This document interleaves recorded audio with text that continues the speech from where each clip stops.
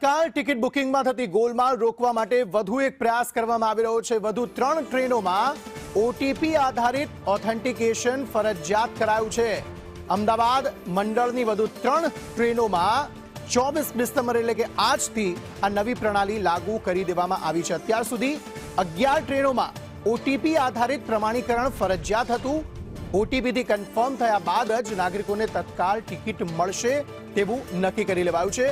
PRS counter, IRCTC website, mobile app ત્રણેય પર આ નિયમ લાગુ થશે। એટલે કે બુકિંગ સમયે માન્ય મોબાઈલ નંબર આપવો પડશે। ટ્રેન નંબર 19223 જે સાબરમતી જમ્મુ તાવી એક્સપ્રેસ છે। આ ઉપરાંત ટ્રેન નંબર 19316, 19315 જે અસારવા ઇન્દોર વીરભૂમિ એક્સપ્રેસ છે અને train number 19489 Ahmedabad Gorakhpur express. આ તમામ જે ટ્રેનો છે તેની અંદર હવે ઓટીપી આધારિત ઓથેન્ટિકેશન ફરજિયાત કરાયું છે।